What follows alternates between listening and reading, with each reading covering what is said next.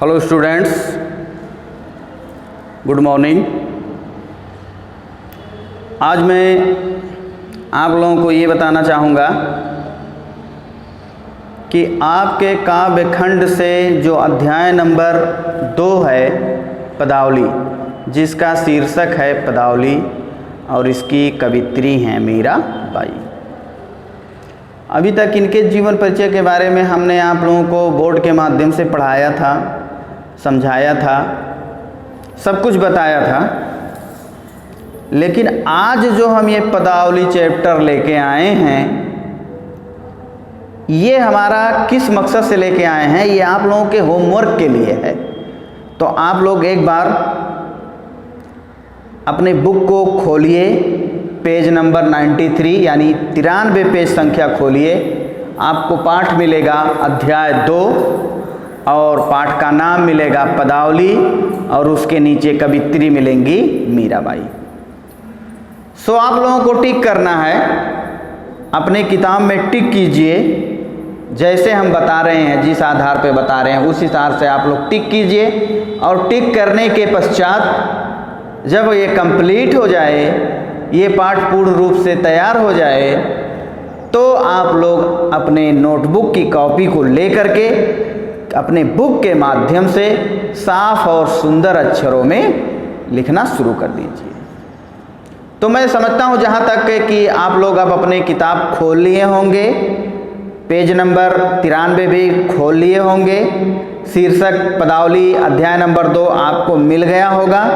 तो आइए अब हम इनके शुरुआती उससे चलते हैं, जो कि जीवन परिचय शुरुआती रूप है। तो सर्वप्रथम आपको हरे प्रिंट में मिलेगा जीवन परिचय। जीवन परिचय मिलेगा, उसके बाद उस ब्रैकेट में तुरंत मिलेगा 1498 से 1546 ईस्वी, मतलब 1498 जन्म हुआ था, 1546 में मृत्यु हुई थी। तो आप लोग सर्वप्रथम यहाँ जीवन परिचय पे टिक करेंगे। देखिए हम खुद टिक कर रहे हैं, आप लोगों को वीडियो की बुक खोलेंगे तो दिखाई देगा हम कैसे कैसे टिक कर रहे हैं। तो हमने टिक किया जीवन परिचय पे, तो आप लोग हेडिंग बनाएंगे, टिक कर लेंगे जीवन परिचय पे और इसी मोटे अक्षर में हेडिंग बनाएंगे। इसके बाद आइए नीचे लाइन में देखेंगे, पतले अक्षर में मिलेगा भगवान श्री कृष्ण। शायद मिल भी गया होगा। तो बच्चों आप लोग अब यहाँ से टिक कीजिए, मैं पढ़ रहा हूँ और कहाँ रोकना है फिर हम जैसा बताएंगे वैसा कीजिएगा। तो देखिए, भगवान श्री कृष्ण की अनन्य उपासिका मीराबाई का जन्म सन 1498 ईस्वी में। ये संबत आप लोग ना लिखें, कोई दिक्कत नहीं है, बस ऐसे लिखिए कि भगवान श्री कृष्ण की अनन्य उपासिका मीराबाई का जन्म सन 1498 ईस्वी में राजस्थान में मेड़ता के पास चौकड़ी नामक ग्राम में हुआ। इनके पिता का नाम राव रतन सिंह और माता का नाम कुसुम कुंवर था। तो बच्चों आप लोगों को यहाँ तक लिखना है, पहला जो पैराग्राफ है इसमें यहाँ तक लिखना है कुसुम कुंवर था तक। फिर देखिए यहाँ टिक कर लीजिए कि हमको यही लिखना है इतना। फिर इसके आगे जो लाइन है इसमें दिया गया है मीराबाई जोधपुर के, ये नहीं लिखना है। अब कहाँ तक नहीं लिखना है मैं पढ़ के बता रहा हूँ, ध्यान दीजिएगा, वहाँ तक आप लोग कट कर लीजिएगा। मीराबाई जोधपुर के संस्थापक राव जोधा जी की परपौत्री और राव दूधा जी की पौत्री थी। यहाँ तक आप लोगों को नहीं लिखना है, ये शॉर्ट कर दिया गया है, तो आप लोग यहाँ तक क्रॉस कर देंगे यानी यहाँ तक कट कर देंगे। फिर इसके आगे आपको मिलेगा तुरंत राव रतन सिंह, यहाँ टिक कीजिए, यहाँ से लिखना है। देखिए मैं टिक कर रहा हूँ। राव रतन सिंह की इकलौती पुत्री होने के कारण इनका बचपन बहुत लाड प्यार में बीता। बचपन में ही माँ के स्वर्ग सिधार जाने के कारण ये अपने दादा राव दूधा के पास रहीं। दादा राव दूधा अत्यंत धार्मिक प्रवृत्ति के थे, जिसका पूरा प्रभाव मीराबाई के जीवन चरित्र पर पड़ा। अब ये पैराग्राफ यहाँ तक लिखना है। तो शायद आप लोग कंप्लीट कर लिए होंगे पहला पैराग्राफ, जिस तरीके से हम बताए हैं कट भी कर लिए होंगे, और जहाँ से बताए हैं लिखने के लिए वहाँ टिक भी कर लिए होंगे, हमको ऐसी ही उम्मीद है। आइए पैराग्राफ नंबर 2 में चलते हैं। कहाँ हमें टिक करना है, कहाँ हमें कट करना है। तो पैराग्राफ नंबर 2 देखिए, मैं टिक कर रहा हूँ स्टार्टिंग में पैराग्राफ नंबर 2 से, आप लोग भी टिक करेंगे। अब मैं पढ़ के बता रहा हूँ। मीराबाई बचपन से ही श्री कृष्ण की भक्त थी। 8 वर्ष की अल्पायु में ही इन्होंने श्री कृष्ण को अपने पति के रूप में स्वीकार कर लिया था। मीराबाई का विवाह 1516 ईस्वी में चित्तौड़ के महाराजा राणा सांगा के ज्येष्ठ पुत्र कुंवर भोजराज के साथ हुआ। तो बच्चों यहाँ तक आप लोग टिक करोगे। दूसरे पैराग्राफ में यहाँ तक टिक कर लीजिए, यानी कि लिखना है। अब इसके बाद फिर आगे हम पढ़ेंगे, उसी के तुरंत बाद जो लाइन है, लिखना तो नहीं है लेकिन कहाँ तक नहीं लिखना मैं पढ़ के बता रहा हूँ। विवाह के पश्चात भी ये पूर्व की भांति कृष्ण भक्ति में तल्लीन रहती थी। ये आप लोगों को ये लाइन नहीं लिखना है, इसको क्रॉस कर लीजिए, इस तरीके से क्रॉस कर लीजिए और जान लीजिए कि हमें ये लाइन नहीं लिखना है। फिर उसके आगे देखिए, विवाह के, यहाँ से टिक करेंगे, यहाँ से टिक करिए लिखने के लिए। विवाह के कुछ वर्ष पश्चात ही इनके पति की मृत्यु हो गई थी। उसके बाद तो इनका सारा समय भगवान श्री कृष्ण की भक्ति में ही बीतने लगा। तो आपका ये दूसरा पैराग्राफ भी समाप्त हुआ, टिक कंप्लीट हो गया। अब आइए तीसरे पैराग्राफ पे हम चलते हैं। तीसरा पैराग्राफ देख लीजिए, स्टार्ट में लिखना है, साधु संतों के साथ सत्संग करने के कारण राणा मीराबाई से अत्यधिक रुष्ट हो गई, क्योंकि यह उनके राजकुल की मर्यादा के विपरीत था। इन्होंने कई बार मीराबाई को मारने का प्रयास भी किया। ऐसा भी कहा जाता है कि राणा ने इन्हें विष पीने के लिए भी दिया, परंतु भगवान श्री कृष्ण की असीम कृपा से विष का मीराबाई पर कोई प्रभाव नहीं पड़ा। तो बच्चों यहाँ तक टिक करेंगे, यहाँ तक लिखना है। अब आगे क्या नहीं लिखना है फिर बता रहे हैं। उसके आगे देखिए दिया गया है कि अंत में राणा के दुर्व्यवहार से व्यथित होकर मीराबाई वृंदावन चली गई।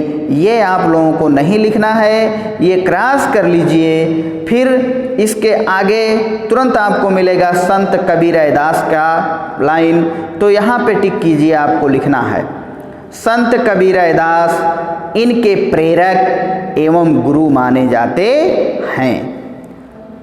यहाँ तक टिक कीजिए, ये लिखना है। फिर उसके नीचे लाइन में आइए, आपको सन 1546 ईस्वी में बढ़ा लेना है। सन 1500 बकिया ये संवत से लेकर के आप लोगों को कहाँ तक नहीं लिखना मैं पढ़ रहा हूँ। द्वारिका स्थित कृष्ण मूर्ति के समक्ष अपना स्वरचित पद हरि तुम हरो जन की पीर तो गाते गाते, ये आप लोगों को नहीं लिखना है। सिर्फ ये लिखना है कि सन 1546 ईस्वी यहीं में बढ़ा लीजिए। सन 1546 देखिए मैं बढ़ा दिया हूँ, ठीक ऐसे आप लोग तुरंत बढ़ाइए। सन 1546 टिक कर लीजिए सन से।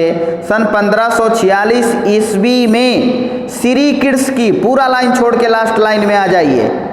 सन 1546 ईस्वी में, उसके बाद लास्ट लाइन में आ जाइए। श्री कृष्ण की यह उपासना पंच तत्वों में विलीन हो गई। इस तरीके से इनका जीवन परिचय समाप्त हुआ, टिक कर लीजिए। अब चलते हैं इनकी कृतियाँ और भाषा शैली के तरफ।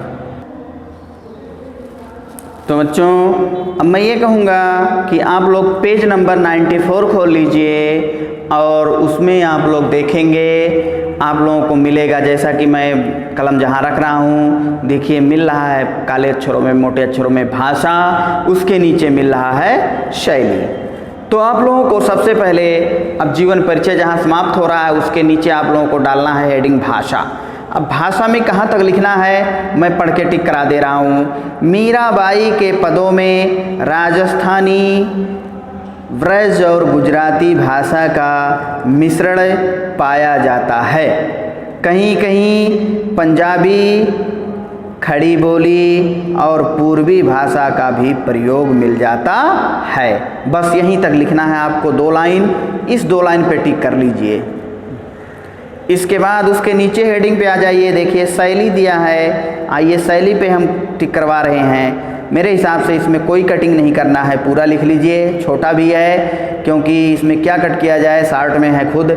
मीराबाई के सभी पद गीतात्मक हैं, इनमें लय और संगीतात्मक की प्रधानता है, इसलिए इनमें भावपूर्ण शैली और मुक्तक शैली के दर्शन होते हैं। तो इसमें कोई कटौती नहीं करना है। तो ये इनकी भाषा और शैली हो गई। और लास्ट अब जो हेडिंग इनका बच रहा है, इनकी कृतियां के बारे में हम बताएंगे, टिक करवाएंगे क्या क्या लिखना है। इसी पेज नंबर पे आप लोग बने रहिए।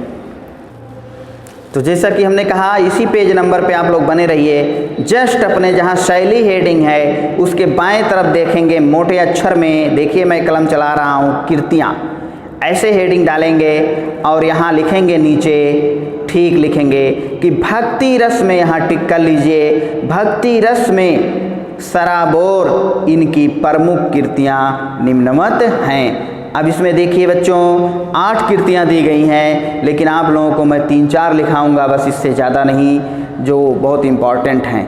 अब इसमें आपको पहले पे टिक कर लीजिए। पहला लिखना है नरसी जी का मायरा, ये आपको लिखना है। दूसरा नहीं लिखना है, कट कर लीजिए। तीसरा नहीं लिखना है, कट कर लीजिए। चौथे पे टिक कर लीजिए, आपको लिखना है मीराबाई की मल्हार।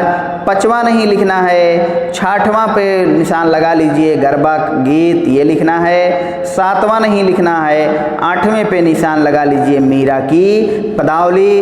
पदावली लिखने के बाद यहीं बढ़ा दीजिएगा आदि। अपने तरफ से आदि लिखने के बाद पूर्ण विराम कर लीजिएगा, यानी जो कुछ और शेष था वो सब समझ लीजिए सम्मिलित हो गया। तो प्रिय बच्चों अब ये आपके अध्याय नंबर 2 यानी पदावली, जिनकी राइटर थी मीराबाई, इनके जीवन परिचय से लेकर के, इनकी भाषा शैली से लेकर के और इन्होंने क्या कृतियाँ की थी, सब हमने टिक करवा दिया। होमवर्क के रूप में ये आपका होमवर्क है, अपने नोटबुक की कॉपी पर सुंदर और सुनहरे अक्षरों में लिखिएगा। मैं इसी के साथ यह वीडियो क्लोज कर रहा हूँ। फिर नेक्स्ट वीडियो में इसी अध्याय से मैं मिलूँगा संदर्भ व्याख्या के लिए। तब तक के लिए बहुत बहुत धन्यवाद।